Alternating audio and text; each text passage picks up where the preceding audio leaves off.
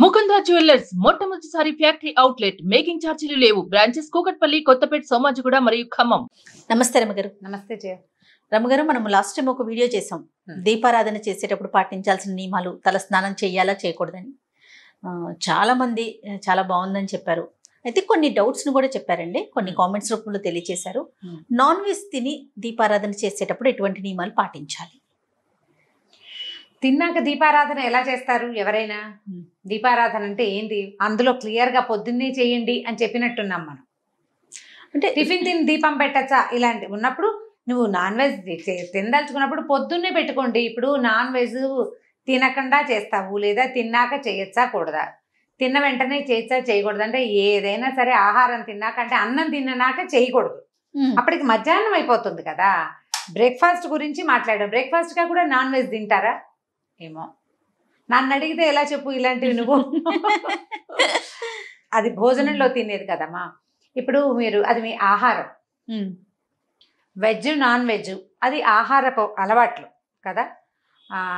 ఇప్పుడు నువ్వు ఇవాళ తిన్నా, నిన్న తిన్నా, లేదా రేపు తినబోయినా అదే ఆహారంతో పెరిగిన శరీరం మంది, అంతే కదా. లోపల లేకుండా ఉంటుందా? మన రక్తము మాంసము మధ్య దేని నుంచి ఫామ్ అవుతాయి? ఆహారాన్ని బట్టే. అవునండి. మరి ఇప్పుడు దాని మీద ఇంకా ప్రశ్న ఏమిటి? మీకు శంక అయితే మీరే మానేసుకోవాలి, నన్ను అడగాల్సిన పనే లేదు. బహుశా తయారు చేయటం, ముట్టుకోవటం మీద ఎక్కువగా ప్రశ్నలు ఉండుంటాయి. చేయటము అంటే ఇప్పుడు ముట్టుకున్నాము, ముట్టుకుంటే అది ముట్టుకోకూడని పదార్థము అయినప్పుడు తినే పదార్థంగా ఎలా పరిణమించింది అది? అంత శంకెందుకు? ఇది మన ఆహారం అనుకోండి, అది తప్పు అనుకుంటే మీ అంతటి మీరే మానేసుకోవచ్చు, నన్ను నాబట్టి వాళ్ళని అడగాల్సిన పనే లేదు. అలాంటి అనుమానాలు ఉన్నవాళ్ళు పొద్దున్నే దీపారాధన చేసుకోండి అని చెప్పాం. అయితే ఉపవాసం చేసేవారు, నాన్ వెజ్ తినేవారైనా కూడా ఆ రోజు నాన్ వెజ్ తినరు సహజంగా. ఇప్పుడు సాటర్డే తినం, కొంతమంది గురువారం, శుక్రవారం మనకి ఇష్టం ఇచ్చిన రోజు ఉపవాసం ఉంటాం కదండి. అలా ఉన్నప్పుడు నాన్ వెజ్ తినేవారు నాన్ వెజ్ తినరు. బహుశా ఈ అనుమానంతో మరి నాన్ వెజ్ అనేది, అంటే ఆ నాన్ వెజ్ తినేటప్పుడు మరి దీపారాధన చేయొచ్చా చేయకూడదా అన్న ఒక అనుమానం ఏమన్నా వస్తుందేమో బహుశా. మీకు అది మీ ఆహారం అయినప్పుడు, ప్రధాన ఆహారంలో ఒకటైనప్పుడు మీరు వంట చేసుకోవడానికి ముందే దీపారాధన చేసేసుకోండి. మీకు తినడానికి లేని శంక దీపానికి ఎందుకు? దీపానికి ఎందుకు? పెట్టుకోండి పొద్దున్నే దీపారాధన చేసేసుకోండి. తర్వాత మీ వంట వ్యవహారం ఏదో ఒకటి చేయండి. సాయంకాలం దీపం పెట్టాలా, అది కూడా నన్ను ఒకళ్ళు అడిగారు. మధ్యాహ్నం నాన్ వెజ్ తింటే సాయంత్రం దీపం పెట్టాలి, అది పూర్తిగా మీదేనమ్మా, నేను చెప్పను అలాంటివి. ఎవ్వరు చెప్పకూడదు కూడా అవి. అసలు నేను ఈ మాట చెప్పడం కూడా అంత సమంజసమైన విషయం కాదు. కాకపోతే మనకు అన్ని రకాల ఫాలోవర్స్ ఉన్నారు, ప్రతి వాళ్ళకి మనసులో ఉంటుంది భగవదారాధన చేసుకోవాలి, దేవుడికి దీపం పెట్టుకోవాలి, దండం పెట్టుకోవాలి, గుళ్ళోకి వెళ్ళాలి. వాళ్ళ భావాలు దెబ్బతినకూడదని చెప్పటమే ఇది. మీ మనోభావాలు దెబ్బతినకుండా ఉండటం కోసం చెప్తున్నాను. మధ్యాహ్నం తిన్నాము, సాయంత్రం దీపం పెట్టచ్చా లేదంటే అది మీరు ఆలోచించుకోండి. పొద్దున్న దీపం పెట్టుకున్నాక స్నానం చేసి దీపం పెట్టిన తర్వాత మీ పని మీరు చేసుకోండి. దేవుడికి దండం పెట్టకుండా తప్పదు కదా. భగవంతుడు ఎక్కడ లేడు? సమస్తంలోనూ ఉన్నాడు, అన్నిట్లోనూ దేవుడు ఉన్నాడు. నువ్వు తినేది, తరిగేది, వండేది అన్నీ చూస్తాడు భగవంతుడు. ఆయన మన పక్కనే ఉంటాడు, మనతోటే ఉంటాడు, మనలోనే ఉంటాడు. దీపం పెట్టడం అనేది ఒక శ్రద్ధాపూర్వకమైన ఒక క్రియ. దానికి మీ శ్రద్ధ అవసరం. స్నానం చేసి శుద్ధంగా దీపం పెట్టుకుని తర్వాత వండుకోండి కావాలంటే, అంత అనుమానం ఏమక్కర్లా. సాయంకాలం సంగతి మాత్రం నన్ను అడగద్దు, అది మీ ఓపిక, మీ మనస్సు, మీ ఇష్టం. చేయొచ్చా చేయకూడదా అంటే నేను అలా చెప్పలేకపోతాను. మరి ఎవరిని మిమ్మల్ని సమర్థిస్తారో వాళ్ళని అడగాలి, అంతే అంతే. మీ పరిధిలోకి రాదు, నా పరిధిలోకి రాదు. నేనైతే ఇదే చెప్తా. అసలు దీపం అనేది శ్రద్ధాపూర్వకమైన, అదే మీరు చెప్తున్నట్టుగా ఉదయమే లేచి ముందు దీపం పెట్టేసుకుంటే తర్వాత మనం ఏం తిన్నా ఏం తినకపోయినా అవన్నీ తర్వాత విషయాలు, ఇంకా ఏం చెయ్యాలి అనేది రాకపోవచ్చేమో బహుశా. అంతే కదండి. ఇప్పుడు మనకు వచ్చిన కామెంట్స్ లో ఇంకొకటి కూడా ఉందండి. కార్తీక మాసం అప్పుడు మనం ప్రతిరోజు కూడా తలస్నానం చేస్తాం. మరి తలస్నానం చేసినా చేయకపోయినా పర్వాలేదని ఒక సందర్భంలో అనుకున్నాం కదా, దాన్ని ఎలా తీసుకోవాలంటారు? కార్తీక మాసపు స్నానం నేను నీకు ఆ రోజు చెప్పినప్పుడు క్లియర్ గా ఒక మాట చెప్పాను. పండగలు, పర్వదినాలు, పుట్టినరోజులు, మీ మూడిటికి ఎగ్జెంప్షన్, వార నియమం ఏ నియమము లేదు అని. పర్వదినాల్లో కార్తీకము, మాఘమాసము, సముద్ర స్నానం, నదీ స్నానం చేస్తాం. అప్పుడు నెత్తికి నూనె పెట్టుకోరు, తలంటి పోసుకోరు, రోజు తల మీద నీళ్లు పోసుకోవటమే. అవును, ప్రతిరోజు నెత్తి మీద నీళ్లు పోసుకుంటాం. ఆ రోజుల్లో అలా చెప్పబడింది కాబట్టి అది చేయాలి. మీరు నిత్య పూజ గురించి అడిగారు. నేను రోజువారీ పూజకి క్యాజువల్గా చేయవలసిన విధానం సంగతే చెప్పాను. పర్వదినాలకి ఎగ్జామ్షన్ అని అవాళ చెప్పాను. ఆ పర్వదినాలంటే 1-2 డేస్ అనుకుంటున్నారేమో, కాదు. కార్తీక మాఘమాసాలు, మార్గశిర మాసంలో ప్రత్యేకంగా రోజు స్నానం చేయాలని చెప్పబడిన నదీ స్నానాలకి వాటికి నియమం లేదు, రోజు చేయటమే. అదే కాదు, ఏకాదశి ద్వాదశికి ఏకాదశి నాడు తెలియక తలస్నానం చేసినా ద్వాదశి నాడు తెలిసి కూడా చేయకూడదంటారు. తెలియక ఏకాదశి నాడు చేసినా కూడా తెలిసి తెలియక కూడా ద్వాదశి నాడు చేయకూడదు. ఏకాదశి నాడు తల అంటుకోకూడదు, ఒట్టి తల స్నానమే చేయాలి. నీకు తిథి నియమాలు అవన్నీ ఎవరికి పాటింపు? రోజు తిథి చూసుకునే వాళ్ళకి. ప్రతి వాళ్ళు దీపారాధన దేవుడికి దీపం పెట్టి ఆఫీసులకు పరిగెత్తే వాళ్ళు తిథులు ఎవరు చూసుకుంటారు?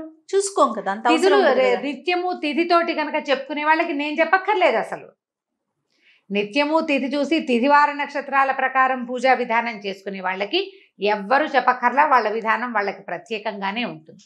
అయితే కార్తీకము, మాఘమాసం, మార్గశిర మాసాలు, తర్వాత ఈ వైశాఖ మాసంలో ఇలా స్నానాలు చేసేటప్పుడు వన్స్ ఇన్ ఏ వైల్ అయినా కుంకుడుకాయ పెట్టి రుద్దుకోకపోతే జుట్టు ఉండదు. అవును, అలాంటప్పుడు ఏం చేస్తారంటే తల అంటుకోకుండా ఏం చేస్తారు, సాయంకాలం పొద్దున్న స్నానం చేస్తారా, సాయంత్రం కొద్దిగా నెత్తికి చమురు పెట్టుకుంటారు. చాలా మందికి పొడి జుట్టు ఉంటే తలకాయ నొప్పి వస్తుంది నూనె లేకపోతే. పొద్దున ఆ నిన్నటి నూనెని రుద్దుకోవచ్చు, తల రుద్దేసుకోవచ్చు.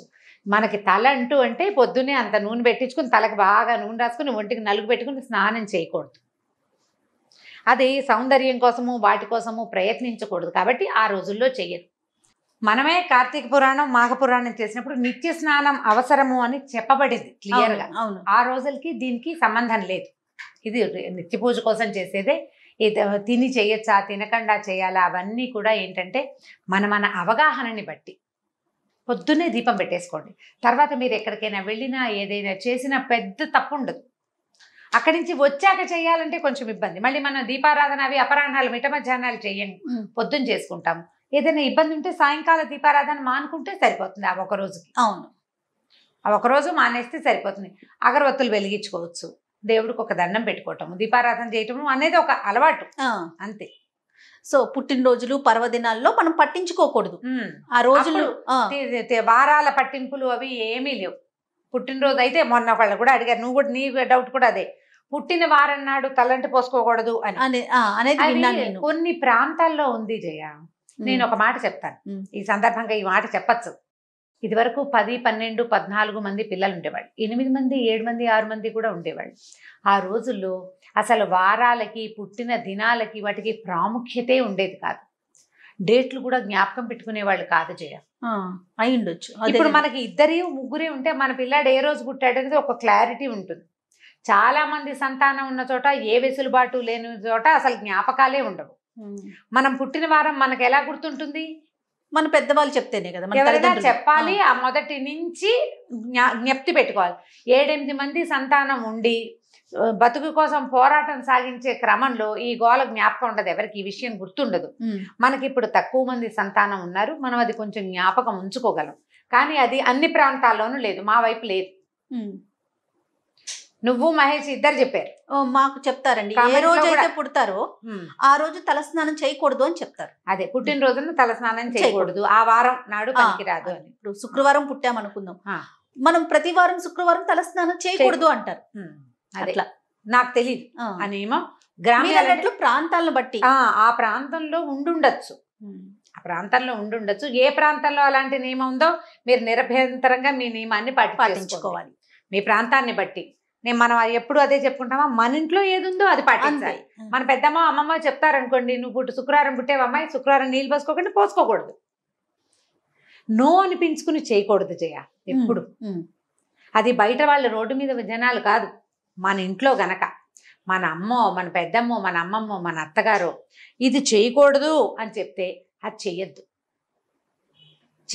ఎందుకో తెలుసా, చెప్తా చూడు. ఇప్పుడు ఒకవేళ చేసామనుకో, ఏదైనా చిన్న ప్రమాదం అవ్వగానే మన శంక ఎక్కడికి వెళ్తుంది, వాళ్ళు వద్దన్నా చేసామని మనకు భయం వేస్తూ ఉంటుంది. ఆ భయం వేసే పనులకి వెళ్ళకూడదు అసలు. ఎందుకు వెళ్ళాలి? వద్దని పెంచుకున్న పని చెయ్యొద్దు. ఇప్పుడు మామూలు వద్దంటే ఇవాళ బయటకు వెళ్ళదు లేదా అన్నం తినద్దు ఈ పని చేయద్దు చిన్న చిన్నవి కాదు ఇలాంటివి నమ్మకాలు తీవ్రంగా ఉన్న విషయాలలో అంటే భావాలు దెబ్బతినే వ్యవహారాల్లో ఆ పని చేయకూడదు. అప్పుడు ఎదుటివారు హట్టవరు, మనకి అనుమానం ఉంటుంది, భయం లేకుండా ఉంటుంది. అవునండి. ఈజీగా ఈ 2 మార్గాలు ఆలోచించండి అమ్మా. తలస్నానాలు ఒక ఆవిడ నిన్న ఫోన్ చేయించారు కూడా నాకు. 30 ఏళ్ళ నుంచి రోజు తలస్నానం చేసే అలవాటు ఆవిడికి. రోజు చేయక్కర్లేదు అని నేను చెప్పాను కదా, ఆవిడకి అనుమానంగా ఉంది.